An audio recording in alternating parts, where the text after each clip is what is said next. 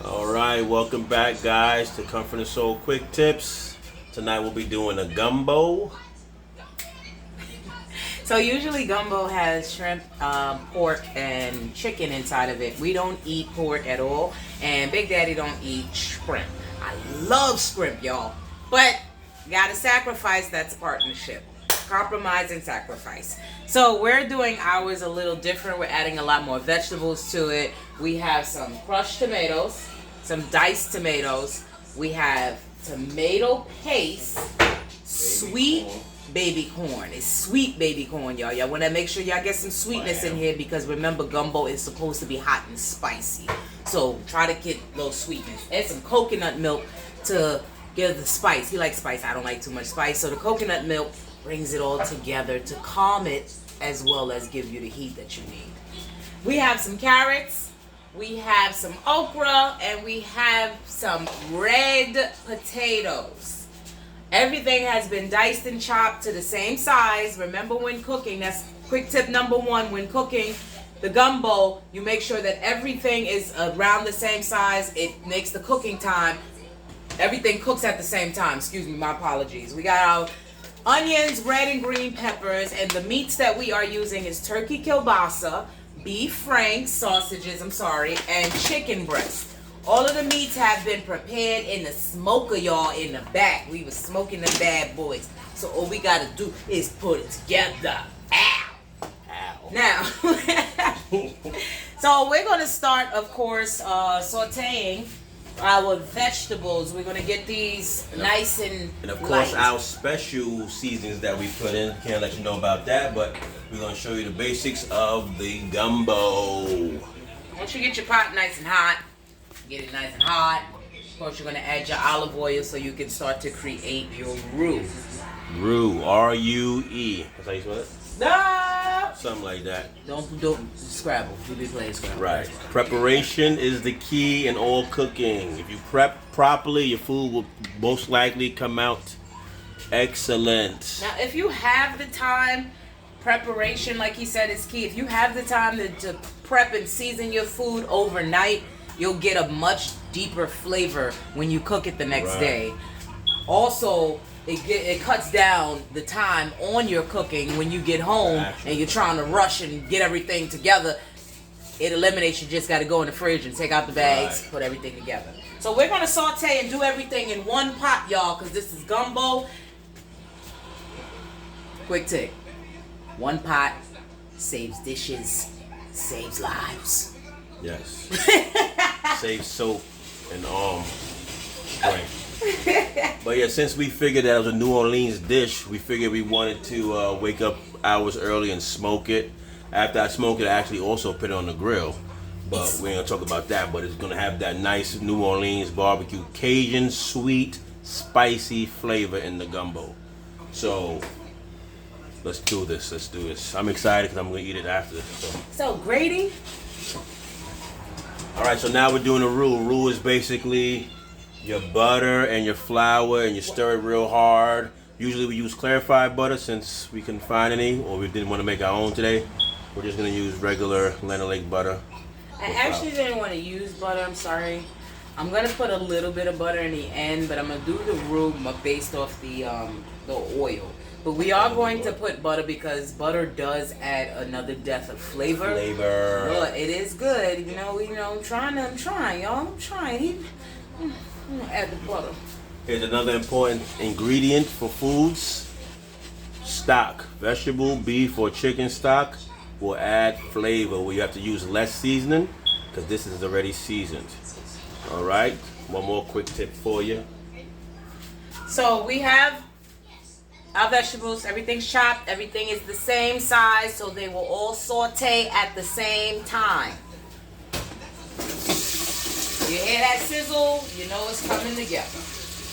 Got to hear that sizzle. Uh-oh, we lost some. We lost some stragglers along the way, y'all. We lost some stragglers along the way. Get them back.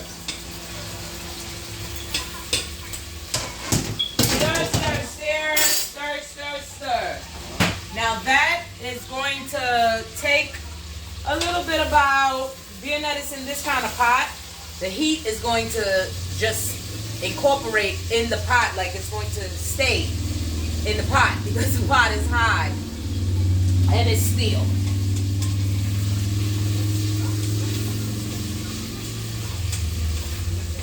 It smells good already. Already. So what we're gonna do is add everything in the pot for you now. Then we're gonna pause it, come back and show you when everything is done, how it's supposed to look after you simmer it, how long we had it on, and the heat that we had it on. All right, this is a different type of oven. I think this is a convection oven. So we have it on number 6.5, 7. Well, that's just to saute the vegetables. I keep it on high to saute the vegetables, but when we go to make the stew and just mellow it, you're gonna put everything at a low and make sure it's simmering. Simmer for 30, 45 minutes.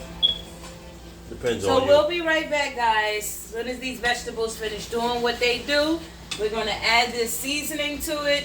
We'll come back to show you how much stock to put in so that you don't have too much water. All right, so be right back.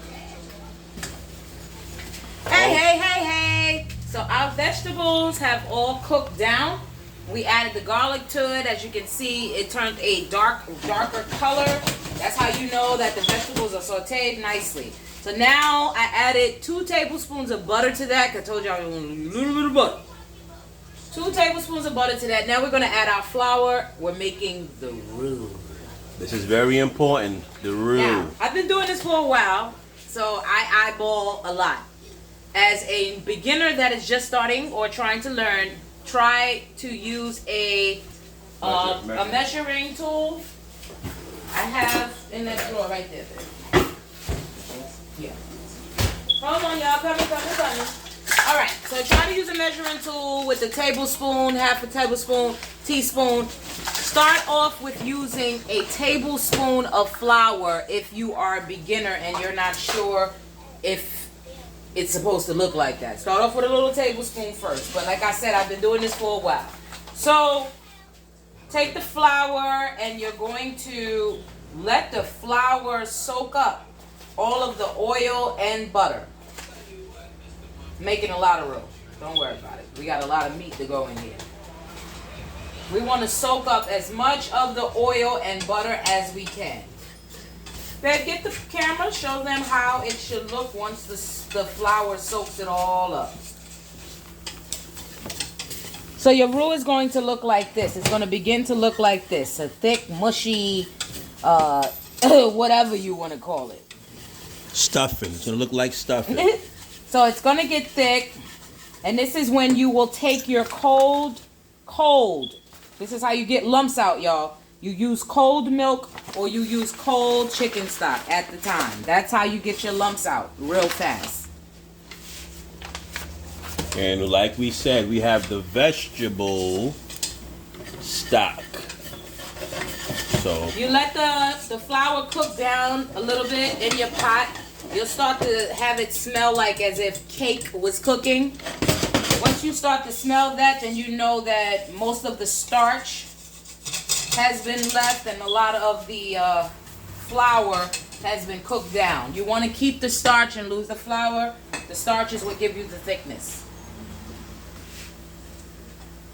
now for the stock. Slowly first. Start with 1.5 cups first to see how your thickness is with it. No, I'm good, baby. Thank you. Wait, I'm not finished with that. That's okay. Same thing? Yeah. So you use that. Okay.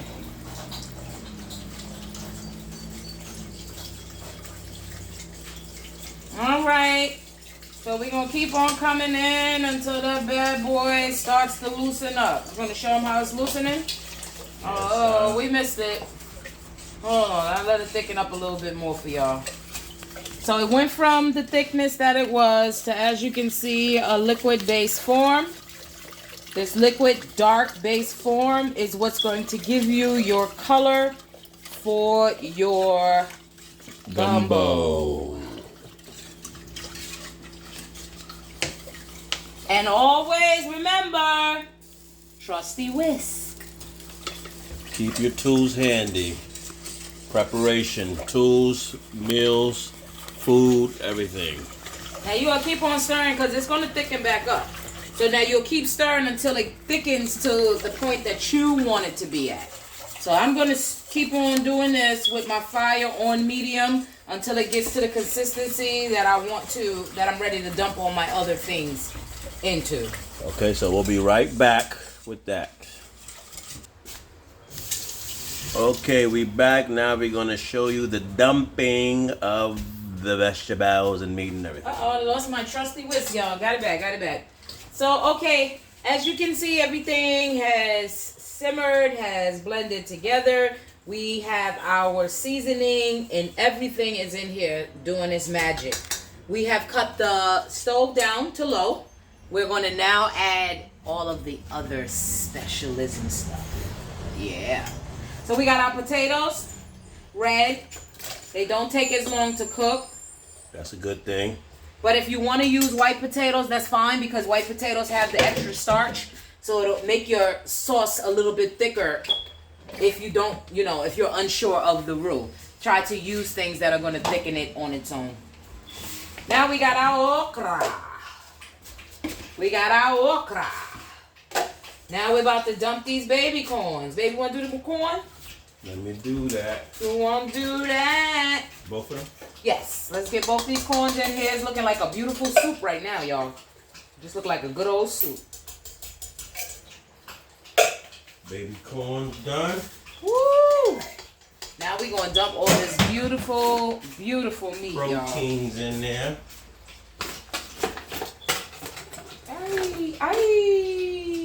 We didn't want to do just regular chicken. Just make it regular, boil it, and put it in. We wanted more flavor, so like we said, we smoked it and then put it on the grill. So that's gonna get a nice smoky taste to the gumbo. Sausage in there. Ooh. Yes. All of that smoky flavor is gonna come in. Now our pot may look a little bit because we got a lot going on, but we also got a lot of people in here to feed. So We'll be fine. it'll be gone. Trust and believe. It'll be gone. Woo. No, it has to cook first together. I need all of these beautiful flavors to marry together. All right, so we're just gonna let this on low and simmer. Then we can get the top pot. Thank goodness our top pot covers on the outside instead of having to go in the rim. Please. Stop. And after this simmers for about a half an hour to 45 minutes, you guys have a delicious one pot, drop top, gumbo. Yes, But we will be back to show you guys the plating. That's the wrong one, honey. It's the one I got. So we'll be back to show you the plating and everything, how it looks, separate it for you, and give you all the stuff that we've been working on. Here we go. So we'll be right back. Stay tuned.